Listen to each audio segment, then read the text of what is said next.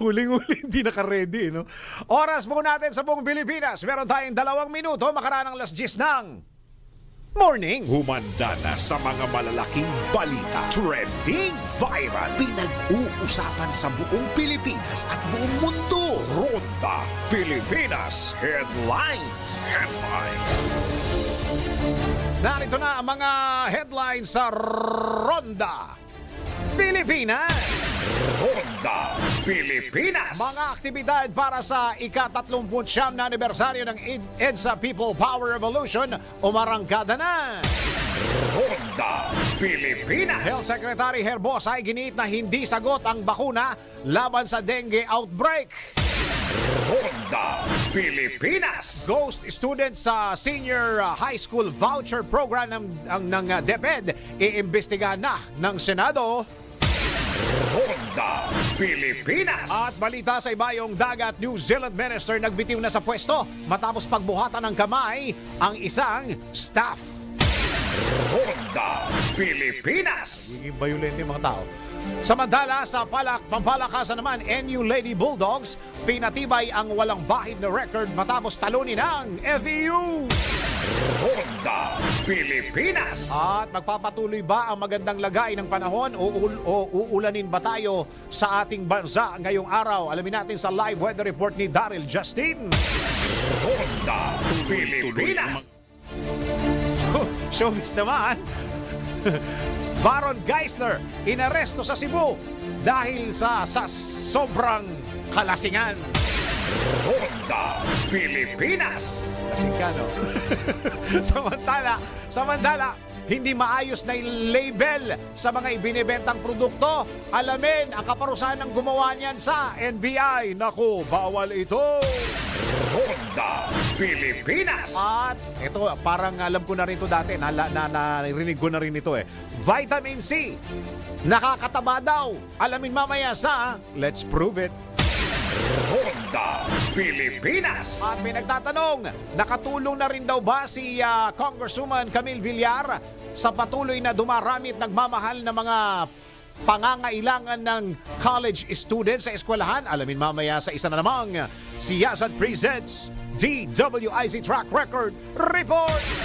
Ronda Pilipinas. Ang mga malalaking mga balita, ang mga matitinding mga pinag-uusapan, ang mga maiinit at pinagtatalunang mga issue. Lahat hagip, lahat malalaman. Hindi lang sa buong Metro at Mega Manila. Kasama na ang buong Pilipinas. Hahagupit na ang mga malalaking issue sa Ronda Pilipinas. Live na live sa DWIZ AM Metro at Mega Manila. Naka-live din sa DWIZ News FM Regional Stations. Naka-live din sa Radyo Ronda AM Radio sa Pilipinas. Live ding mapapanood sa Aliw 23 Free TV. At naka-live din sa lahat ng DWIZ Digital News accounts, Facebook, YouTube at DWIZ News website. Ronda Pilipinas. Wala nang mahuhuli sa balita. Wala nang maiiwanang issue na hindi mo alam. Ngayon, updated ka na sa Ronda Pilipinas. Kasama si Dennis Antenor Jr. Ronda Pilipinas.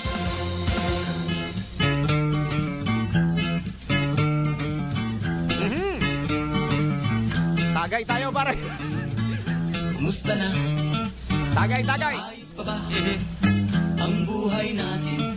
Yung, paring Daryl, yung susunod na dadaan dyan sa harapan mo, pagtripan natin. Sige. Parang inuman lang. Parang inuman lang, eh, no? Ang susunod na biktima ay si... Walang naman. Wala. Hoy, meron nung kaming gustong pag-usapan maya-maya ng konti, ah. Ito po yung nangyari nung Sabado. Meron nung isang estudyante na ito'y namatay yung bata, eh, no? Nitong Sabado ay diyan po sa may Lady of Perpetual Soccer College. Aha. Matapos nang mag-collapse at mag-seizure nitong Sabado sa gitna ng kanilang tinatawag na intramurals. Oo, okay. Ang issue dito, ay parang wala yatang naka-standby na first aid. At meron yatang nabigay yata daw ng first aid pero mali. Oo. Kasi, So, naggrabe yung sitwasyon ng bata. At parang ang based doon sa statement po ng eskwelahan, ito po ay ang insidente ay tinawag nilang unforeseen and isolated. unforeseen and sa bagay. Kung ang seizure minsan, seizure ata yun. Oo, kasi ang issue yata dyan ay walang naka-standby na medical team.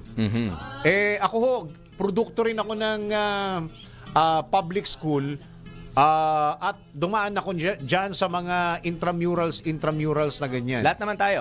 Dumadaan sa ganyan. Ako, taga-probinsya ako. At pagka kami merong intramurals, may naka-standby ho talaga. Hindi lang ng basta mga, hindi lang basta yung clinic nung eskwelahan. May mga ibang first responders may doktor, may nurses. Marami dyan nurses.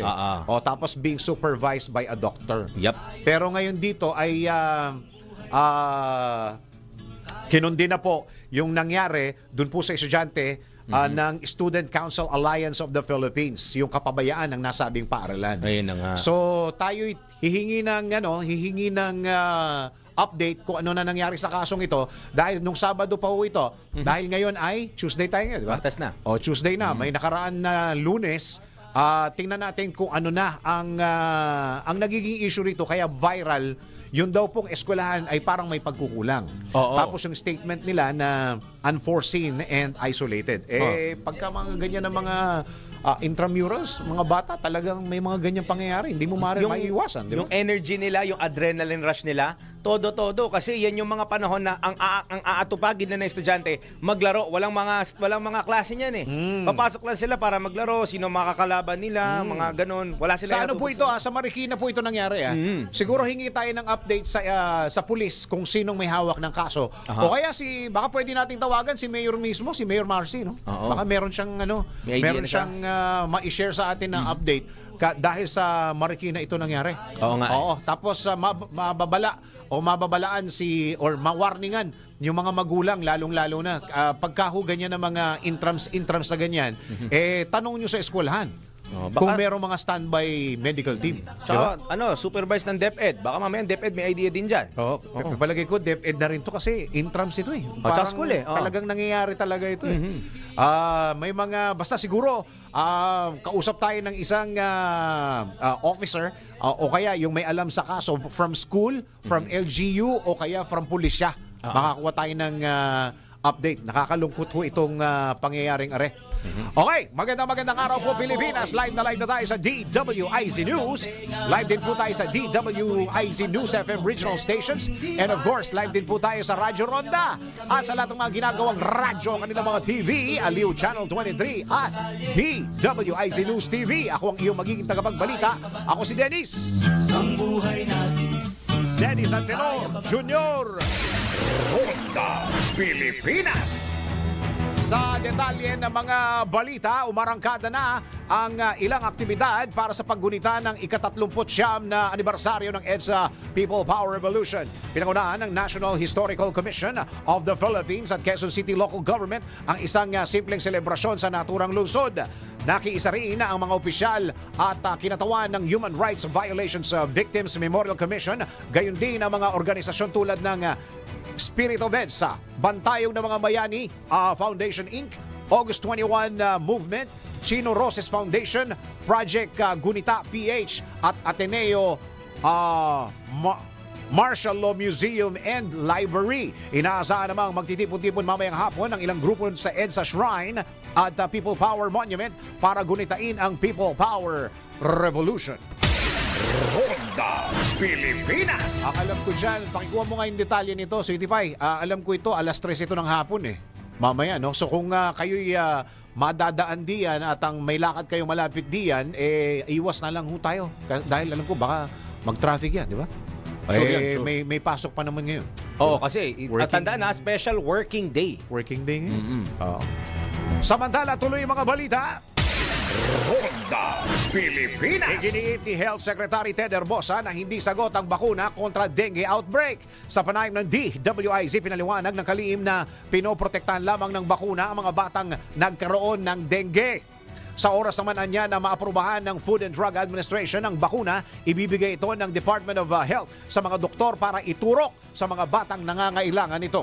Yung bakuna, ang pinoprotektahan niyan, yung batang nagka-dengue na, ayaw mo magkaroon ng second dengue na mas serious. Pag yan na-approve, papagamit natin yan sa ating mga physician at bahala sila mag-decide kung yung bata mangangailangan bakuna o hindi. Sa ngayon, sinabi ni Secretary Herbosa na nagplato na ang kaso ng dengue sa Quezon City. Maganda dito sa Quezon City, ang sabi natin ni Mayor, medyo humuma na, nagplato.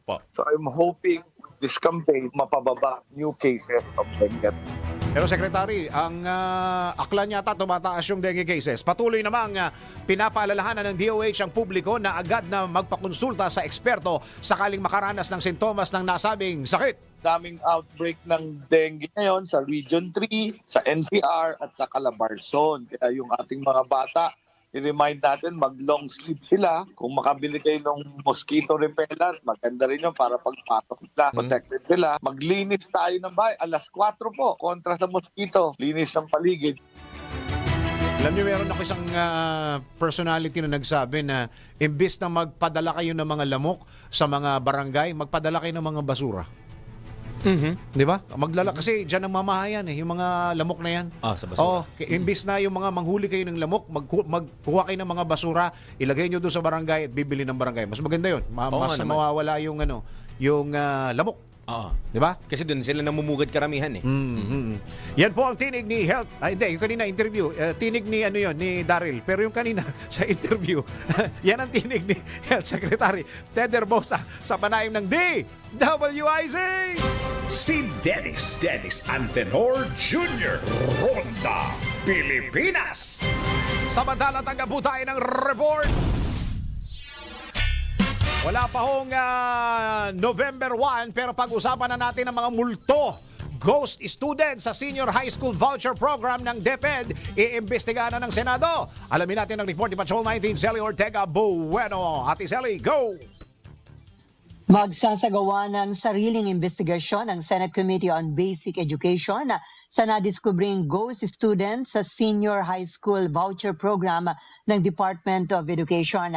Ayon kay Senator Sherwin Gatchalian, chairman ng naturang committee, kontento at nasiyahan siya sa ginagawa ng investigasyon ng DepEd na batay sa utos ito ni Secretary Sani Angara. Pero bubusisiin nila sa Senado kung may eskwelahan ng nakasuhan o natanggalan ng lisensya o permit dahil sa pagkubra ng bayad para sa ghost students. Ayon kay Gatchalian, 2023 pa nang maupo si Angara sa DepEd, natuklasan na nila sa Senate Committee on Basic Education ang ghost students sa voucher program kaya dapat meron ng naging action dito ang Department of Education. Sinabi pa ng senador na layunin na isasagawa nilang investigasyon ang pag-amyenda sa batas ukol sa voucher program na Government Assistance to Students in Private Education o GATSPE. Layunin din na masigpitan ang patakaran sa akreditasyon ng mga private school dahil may mga paaralan na hindi inaasikaso ang kalidad ng edukasyon at hangad lamang na makakolekta ng bayad ng DepEd para sa senior high school. Layunin din ang pagpapahusay ng billing system ng DepEd upang matiyak ang mabilis na validation ng mga estudyanteng inililista sa voucher program at gayon din para matiyak na nababayaran sa oras ang mga karapat-dapat na eskwelahan. Ito sa Patrol 19, Sally Ortega Bueno para sa impilang metodong lakas sa DWIC. Nagbabalita ng tama, naglilingkod ng tama. Kapag may bagong balita, naka-on air, agad-agad, DWIZ Patrol Report. Grabe, pati voucher. pati voucher, minumulto nyo. Bira kayo. Kinabukasan ng bata yan, pati yan minumulto ninyo. Uso na nga yung ghost employees, pati ba namang ghost students, uso ngayon. Birang buhay to. Lahat na lang, minumulto ninyo. Kumita lang kayo. Pambira naman kayo. Bigay nyo na yan sa mga bata. Sa bagay, pagka ghost students, wala no? Wala talaga. Wala, hindi talaga nag-i-exist. Oo. Kasi Inimbent- parang ghost employees. Parang Hindi inimbento kaya na yung talaga. mga ghost students na yan ay anak ng ghost employees? Pwede, no? It's now a family business. Di ba? Oo. Baka yung ghost students na yan ay anak ng mga ghost employees. Titiyakin ko sa iyo, yung gumagawa ng mga listahan ng ghost students na yan, ayan, yun din yung gumawa ng listahan ng ghost employees. Oo. Malamang sa malamang. Sa bagay, yung mga ghost employees siguro nagkainlaban, nagkatuluyan, nag-asawa, ng anak. Alam mo, gusto nilang paaralin. Alam mo kung sino yung nagsulat niyang listahan ng mga ghost students tsaka ghost employees? Sino? Ghost writers. Ano? Ghost writers. Papunta ba sa Ghostbuster yan? Yun! Nadali mo. Nagkainlaban yung mga ghost employees. Oo. Syempre, pag ikaw ang nagkaanak, kailangan paaralin mo. Oo. May ghost students. Tapos, Pambirang buhay yan. tapos pag araw ng linggo, magpa-family bonding kayo, nood kayo, Ghostbusters. Ayun. Ayaw mong tumigil, ha? Saksak ka ng saksak. Okay, alamin na natin. Baka saan pa mapunta yung ating usapan. Ito na ang ating weather for today. Pinakahuli, pinaka-latest, pinaka-napapanahon. Whether we like it or not, ito ang magiging DWIZ Weather Report. Fresh from Baguio. Mula sa Baguio, mula sa norte. Narito ang totoong Ilocanong. Totoong Ilocano. Para malabo Ano ba yun. probinsya mo? Hindi, born and raised ako Manila. Ang parents ko ang may Manila. probinsya. Ano Nueva probinsya Ecija. nanay mo? Sa Airpods, Nueva Ecija. Nueva Ecija pala. Marami sibuyas doon, ma. Oo. Tapos, bigas. Saka bigas. Rice Doon kinukuha granary. yung ano. Oo. Ano, yan ba yung Rice Bowl of the Philippines? Sila ba yan? Yep, sila Nueva yun. Ecija? Yes. Ah. Ang inay ay sa Iloilo. Oh, yes. Ilongga. Ilo-ilo, tapos... Ano ba? Nueva Ecija, Ilocano? Hindi, Tagalog lang din. Tagalog din ba? Yes, Central Luzon. Pero malalim yung Tagalog nila? Hindi naman. Medyo malalim ang Tagalog nila. Pero walang touch ng Ilocano yon? Wala. Kasi wala. norte rin yun, di ba? Central. Central. Kasi nasa gitna. Mhm. Okay, sige.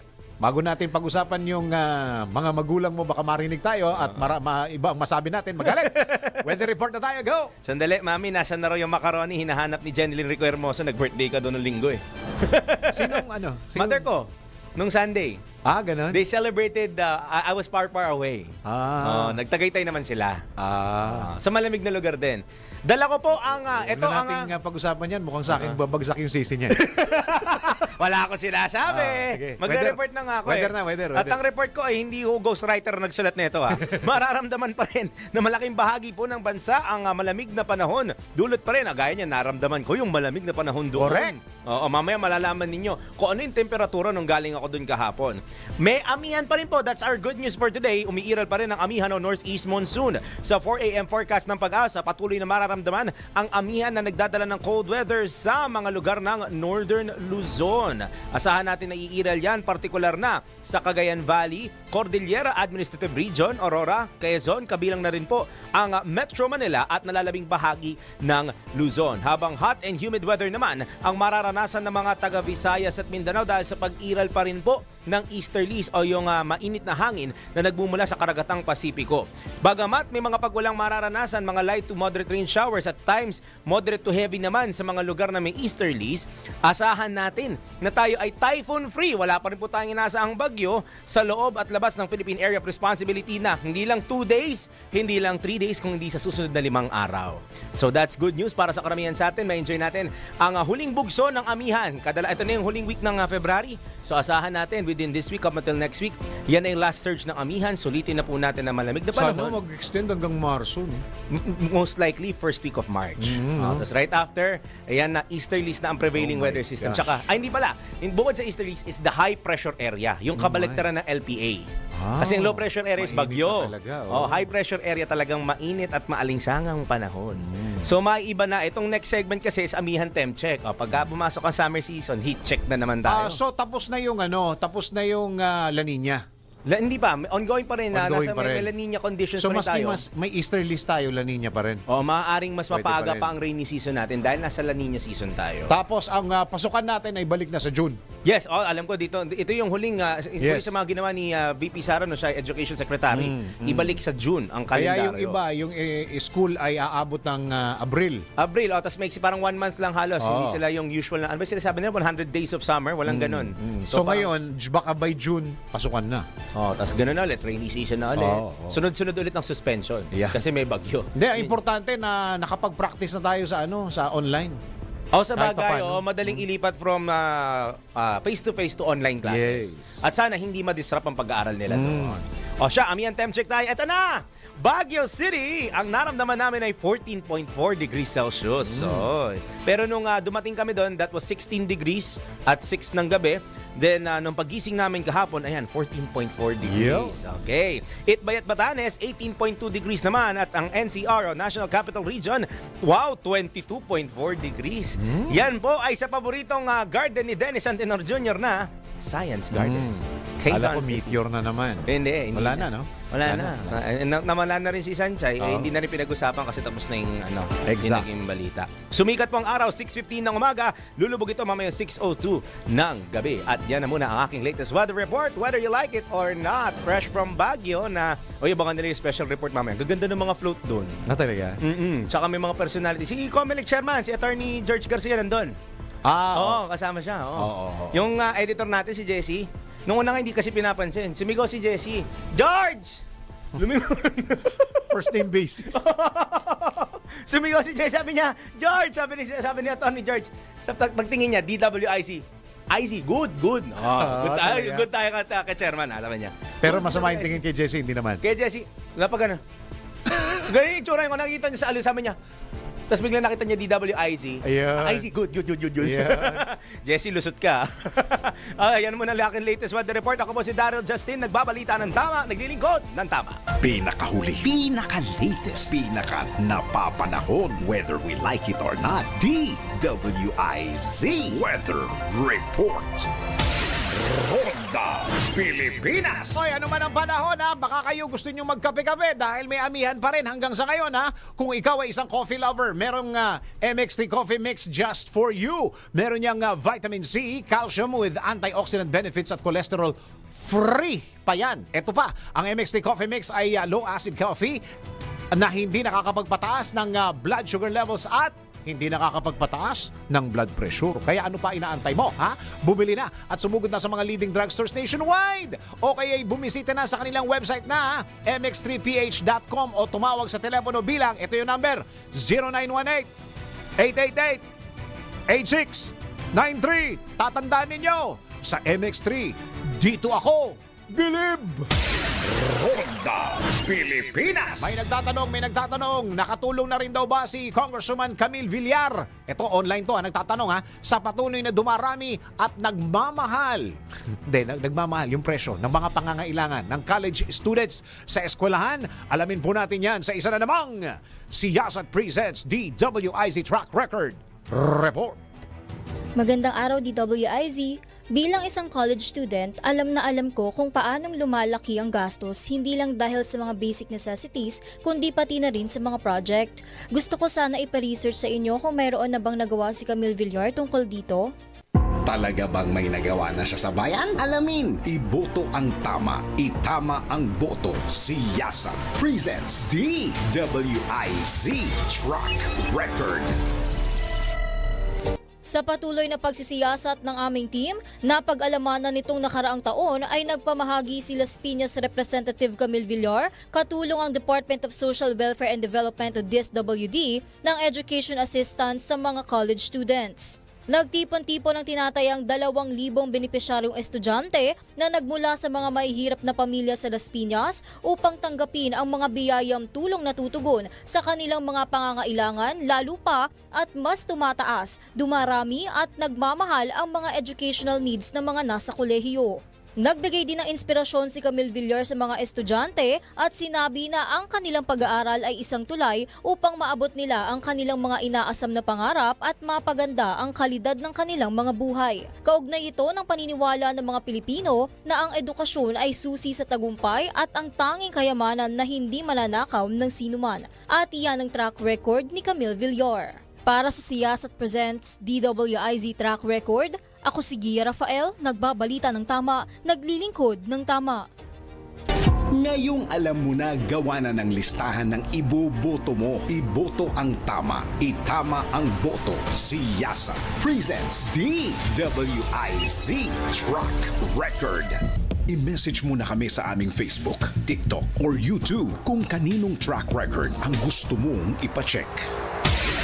Ronda Pilipinas! Samantala, isa pa pong report.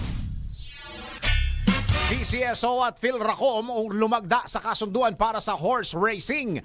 Alamin natin ang report ni Angelo Bainio. Nilagdaan ng Philippine Charity Sweepstakes Office o PCSO at Philippine Racing Commission ang isang Memorandum of Agreement sa PCSO Main Office, Mandaluyong City upang isulong ang horse racing industry sa bansa. Kinumpirma ni PCSO General Manager Melquiades Robles ang patuloy na suporta ng ahensya sa pamamagitan ng paglalaan ng mga premyo at tropeyo para sa mga piling karera ngayong taon. Pinasalamatan naman ni PhilRacom Chairman Aurelio De Leon ang PCSO at binigyang diin ang halaga ng kolaborasyon sa pagpapalakas ng horse racing bilang bahagi ng palakasan at libangan sa bansa. Pinagtibay ng kasunduang ito ang matagal ng ugnayan ng PCSO at PhilRacom para sa patuloy na pag-unlad ng horse racing sa Pilipinas. At yan ang report na hindi umuurong sa pagtulong. Angelo Bainio, nagbabalita ng tama, naglilingkod ng tama. Ronda Pilipinas! At pinag-uusapan na rin lang natin ang PCSO. Alam nyo ba ang katumbas ng bawat taya sa Philippine Charity Sweepstakes Office o PCSO ay kawang gawa. Sa bawat ticket mo, siguradong may matutulungan kang kababayan sa kanyang pangangailangang medikal. Dahil sa PCSO, basta kawang gawa at pagtulong, hinding-hindi ka nila uurungan. Kaya palaging tandaan, ang bawat taya may kawang gawa. Ronda Pilipinas! Ay, may nagtatanong sa akin nung isang araw, sabi niya, ano daw ba yung aking binabati? Kadiwa daw ba? Hindi kadiwa ho, diwa po yun. Ayan. Patugtugan mo nga ako dyan, pare ko, para alam nila yan. Oh. I love you, Diwa. Oh, diwa. Mahal niya tayo. Oh. Mahalin natin. Oh. I love you, diwa. Hindi I love you, kadiwa. Gusto mo bigas? I love you, diwa. Tumatakbo po sila, party list. I love you, diwa. Hindi I love you, kadiwa. Kayo talaga? Oo. Yung kadiwa, nagbibigay yun ng murang bigas. Ano pa ba binibigay ng kadiwa? Di ba mga gulay-gulay din, di ba? Oo. Pero ito, I love you, diwa. Diwa party list po yan. Oo, yung aking binabati. Oo, kasi malakas ho yung kanilang radyo dyan at minsan nanonood sila sa TV nilang malaki. Ayan. Okay, teka muna. Oras-oras sa buong Pilipinas. This time check is brought to you by Fujidenzo Home and Commercial Appliances, where you get reliable, durable, and energy-saving products. Upgrade your usual appliances to Fujidenzo HD Inverter Appliances. Fujidenzo, quality above all. Upgrade your home, upgrade your business with Fujidenzo, quality above all. Yan! Oras mo natin sa buong Pilipinas, 30 minuto, makaraan ng alas 10 ng morning.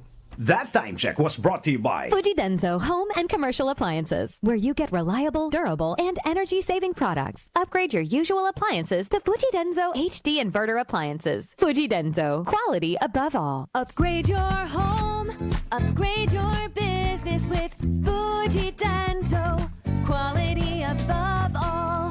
That time check was brought to you by MX3. MX3. Dito ako, Bilib. Ronda Pilipinas. Dennis Antenor Jr. Ronda Pilipinas. Hoy! Ngayon ay Tuesday, doon sa mga pumasok. Doon sa mga hindi pumasok. Sana all. Sige. Ano ngayon? Nagpapahinga kayo dyan. Pero alam nyo, maski pumasok o hindi pumasok, hindi natin masabi kung tayo'y magkakasakit. Yung tipong sakit ng ulo. At kapag sumakit ang ulo natin, nadadamay po ang buong katawan natin . Oo, isa lang ho ang solusyon diyan. Mag-Herbalaya Liniment Oil na po kayo. Dahil sa Herbalaya Liniment Oil, siguradong ginhawa agad ang mararamdaman ninyo. Kinilala yan sila ng Asia Pacific Awards Council, Q-Asia National Product Quality Excellence Award at Elite Business Award na siyang patunay na quality. Quality! Ang Herbalaya, wag na hong magtiis-tiis ng sakit. Hindi na ho uso ang martir ngayon. Sa Herbalaya Liniment Oil, amoy na kaaya-aya. Sa bawat pahid ay, hay, ginawa. Ronda Pilipinas. Samantala, tanggap po tayo ng isang report.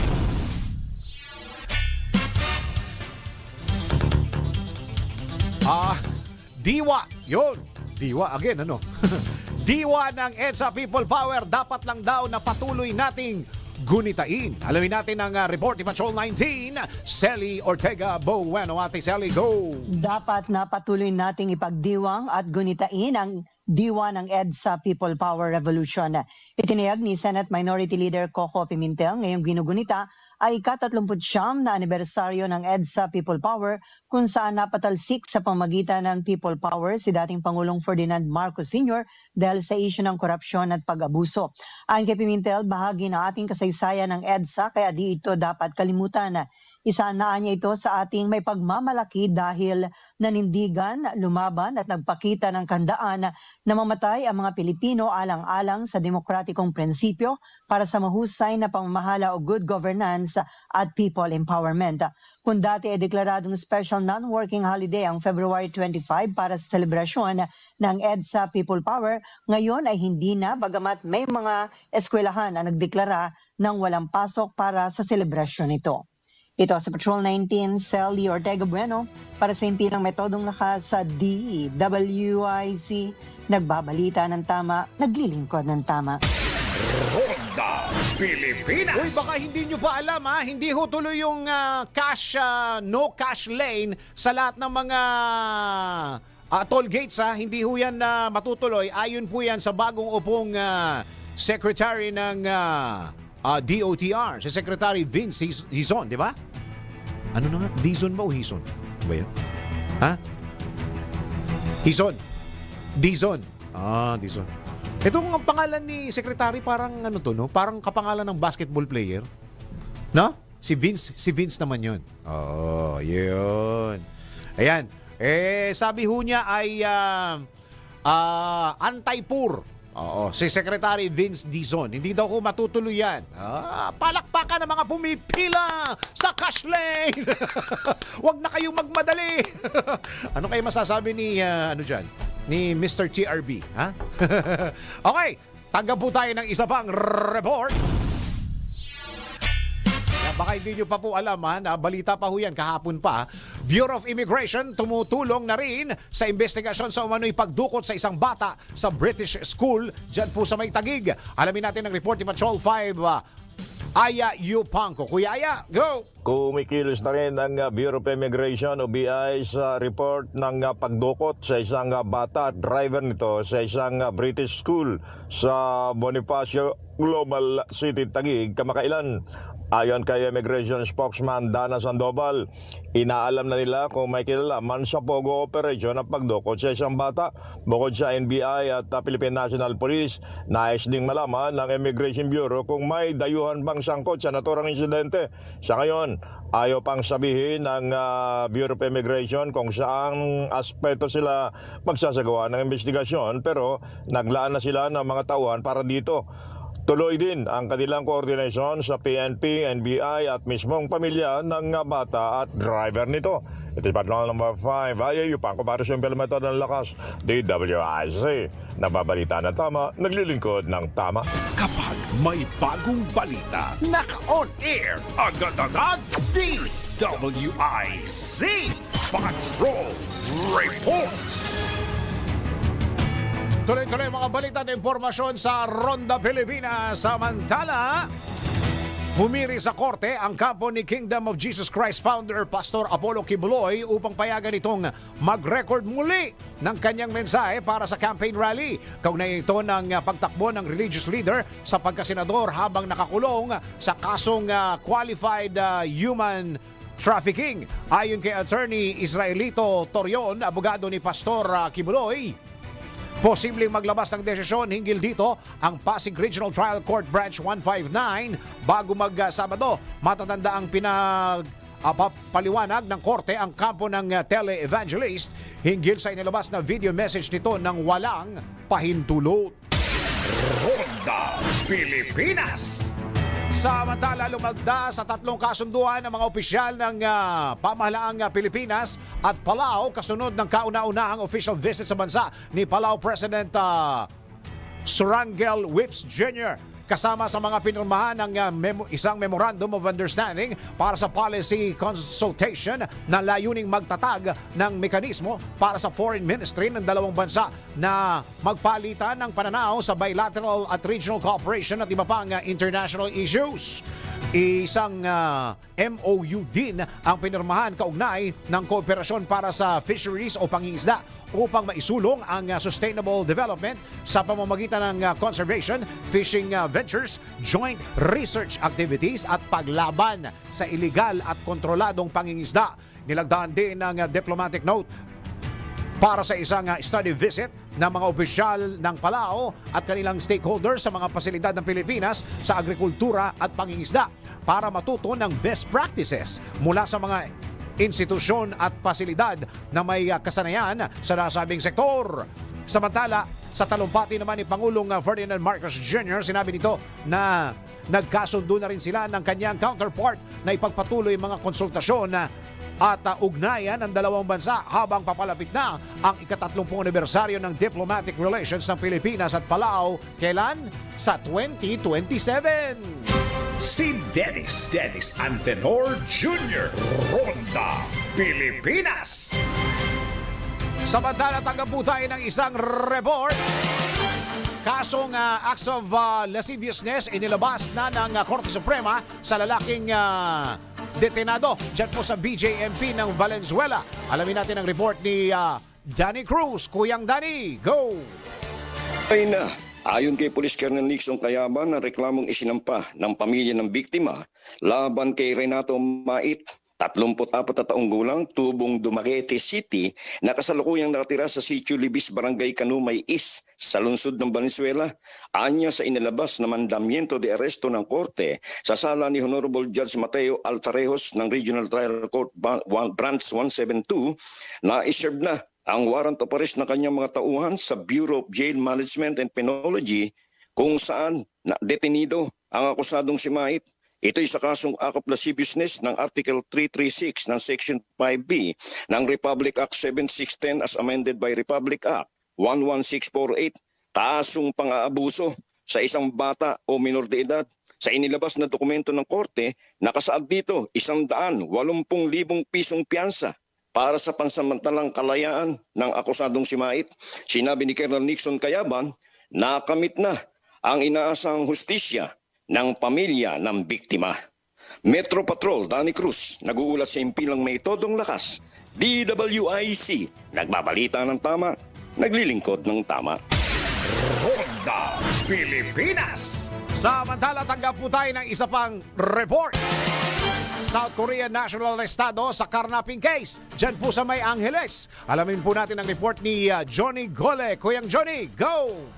Yes, kalabuso nga itong isang South Korean national dahil sa pagkakasangkot nito sa kasong karnaping dito sa Barangay Balibago, Angeles City. Sa ulat nitong si Police, Colonel Joselito Villarosa, ang director nitong Angeles City Police Office, na ipinarating naman sa PRO3 Operations Center na kilala itong dayuhan na si Jaihon Yu, 43 years old, dati isang turista dito sa siyudad. At kasalukuyang naka-check-in ito sa isang Korean hotel dito sa Barangay Kawayan, dito sa Angeles City. Ayon dito sa ulat ni Villarosa, sa bisa ng standing arrest warrant na inilabas ng Regional Trial Court Branch 114, may pinakaharap na kaso itong suspect sa paglabag nito sa Republic Act 10883 o Anti-Carnapping Law. Kaya nila ito inaristo sa pangunguna ng ECPO Station 4 at back-up ito yung ECPO Intelligence Unit. Ang suspect ay nakadetine na ngayon dito sa impilan ng ECPO Station 4 at nakatakda itong iharap sa hukuman para naman sa konfirmasyon ng kanyang pagkakaaristo pagkatapos ito isa ilalim sa medical examination. Mula dito sa lungsod ng Angeles, ito si Central Patrol Johnny Gole para sa impilang ito Bulakas, DWIC, nagbabalita ng tama. Naglilingkod ng tama. Ronda Pilipinas. Hindi pa sumagot si Mayor Marcy? Wala pa? Yung taga what do you call that? Yung Student Council Alliance of the Philippines, oh. O sige, tawagan nyo pa rin. Huwag ninyong tatantanan, ha? Para makiwa natin. Baka busy lang si Mayor Marcy. Ha? Okay, teka muna. Tayo munang mag-time check oras po sa buong Pilipinas. This time check is brought to you by Technogas Technique Kitchen Appliances. Technogas Technique is available in appliance stores nationwide. Furnish your kitchen with Technogas Technique appliances. Technogas Technique, your cooking partner. That's the Technogas Technique. Yon, oras po natin sa buong Pilipinas. 13 minuto pa bago mag-11 ng morning. That time check was brought to you by Technogas Technique Kitchen Appliances. Technogas Technique is available in appliance stores nationwide. Furnish your kitchen with Technogas Technique appliances. Technogas Technique, your cooking partner. That's the Technogas Technique. That time check was brought to you by KFC. There's good, but KFC is finger-licking good. Oras hatid sa inyo ng PhilHealth para sa bawat Filipino. Ronda Pilipinas. Dennis Antenor Jr. Ronda Pilipinas. 1, 4, 3. I love you, Diwa. Oy, teka muna. Nagpapabate si JB Valdez. Diyan po sa may Cabanatuan City, Nueva Ecija. Ayan. Oh, JB, hindi pwede yung greetings dito. Nag-news tayo eh. Hindi pwede greetings. Tanggap tayo ng isang report. Small-time operation ng mga Pogo, tinututukan na. Hala, ng Bureau of Immigration. Hala, nandiyan pa rin kayo ha. Alamin natin ng report ni Patrol 5, Ayayu Pangko. Kuya Aya, go! Tinututukan na ng Bureau of Immigration, BI at iba pang ahensya ng pamahalaan ang natanggap nilang impormasyon na nagsasagawa ng small-time operation ang mga kumpanya ng Pogo na napilitang magsara. Sa Meet the Press sa Weekly Forum ng National Press Club, inihayag ni Immigration Spokesperson Dana Sandoval ang mga nasabing operasyon ng Pogo at isinagawa na sa mga pribadong subdivision, villages at mga kondominium na hindi basta-basta mapapasok ng mga otoridad. Anya, nasa 10 o mahigit pang individual. Ito si Patrol number 5. Ay, yung pa ako para sa implemento ng lakas. DWIC. Nagbabalita ng tama, naglilingkod ng tama. Kapag may bagong balita, naka-on air, agad-agad, DWIC Patrol Report. Uy, pag sa ang March pala ay Women's Month. Buwan ng mga babae. Sa Tagalog yan ay, na mas malalim na Tagalog ay kabuwanan ng mga babae. Pangit? Hindi, no? Hindi. Pangit, hindi. Buwan ng mga babae. Sige. Ay, pero Pebrero pa rin tayo ha. Buwan pa rin tayo ng pag-ibig ha. May date ka na ba? Gusto mo bang tulungan ka namin? To win her heart. As in, win her heart promo ng Bingo Plus ha. With 200 million peso plus prize pool, may chance kang manalo ng cellphone, alahas, and up to 160 million peso worth game credits plus kotse na worth 5 million pesos from February 14, Valentine's Day hanggang February 27 to ha. Kaya saan ka pa, di ba? At para sa mga first-time registrants o users ng Bigo Plus app, meron kang matatanggap na free registration at Facebook Bonus Plus. Meron pang payday rebate up to 1,000 pesos. Nasa Bingo Plus app na rin ang mga Pinoy na drop ball and other games na masayang laruin. Para naman sa jackpot prize, may chance kang manalo ng up to 312 million pesos. Kaya download na ng The Bingo Plus app now on App Store or watch our live streaming at bingoplus.com. Pagcore license po ang Bingo Plus ha, kaya naman safe and secured ang paglalaro mo anytime, anywhere. Tara na! Make the Feb ibig worth it dahil dito sa Bingo Plus, bingo sa saya, plus sa panalo. Powered by DigiPlus, one of the 38 Philippine companies listed to Fortune Southeast Asia 500 list. Gaming for 21 years old and above only. Keep it fun, game responsibly. Visit pagcore.ph/regulatory or email keepitfun@pagcore.ph. Ronda Pilipinas. And you Lady Bulldogs, pinatibay ang walang bahid na record matapos sa talunin ng FEU. Sports News mula kay Ian Articono. Sa mundo ng palakasan, ang latest malalaman sa DWIZ Sports News. Pinangunahan ni Alaysa Solomon at Bella Belen ang National University Lady Bulldogs sa kanilang makapigil hiningang scores na 25-15, 23-25, 24-26, 25-23 at 15-8 na panalo laban sa FEU Lady Tamaraws. Nagtala si Solomon ng 23 points mula sa 19 attacks at 4 na blocks, habang nag-ambag si Belen ng 21 points kabilang ang 7 aces at 12 digs. Sa kabila ng pagkakalamang ng FEU ng 2 sets, nagpakita ng determinasyon ng NU upang maitabla ang laban at tuluyang makuha ang panalo sa ikalawang set. Sa kanilang susunod na laban sa March 1, haharapin ng Lady Bulldogs ang University of the East, bitbit ang layuning makamit ang ika-4 na sunod na panalo at patatagin ang kanilang posisyon sa torneo. At yan ang aking Sports News. Ian Articona, nagbabalita ng tama, naglilingkod ng tama. They say Filipinos aren't meant for basketball. I say let's prove them wrong. Many Filipinos think they can't make it in the big league. Though just like you, I was an underdog.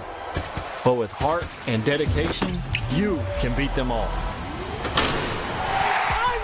Experience the games like no other. Catch the action live with Arena Plus and get rewarded with excitement. Push your passion to play. What's more with Arena Plus? Ronda Pilipinas. At bago tayo magpaalam, tayo muna magpatamag quote of the day. Huwag masyadong maging maliit ang tingin sa kapwa. Paano pag maliit? dahil minsan kung sino pa yung minamaliit mo, sila pa yung nakakapwing. Ay, mali. Dahil minsan kung sino pa yung minamaliit mo, sila pa yung makakatulong sa'yo sa panahon ng kagipitan. Talaga naman. Mabuhay ang mga maliliit. Yan ang kabuuan ng mga balita at informasyon sa Ronda Pilipinas. At tabayan na pong susunod ang programang Yes, Yes, Yo, Topacio with Attorney Topacio. And kasama rin si Miss Juvie de Guzman. Maraming salamat, Pilipinas. Ako ang iyong naging tagapagbalita. Ako si Dennis. Tagay! Dennis at Tenor Jr. nagbabalita ng tama, naglilingkod ng tama.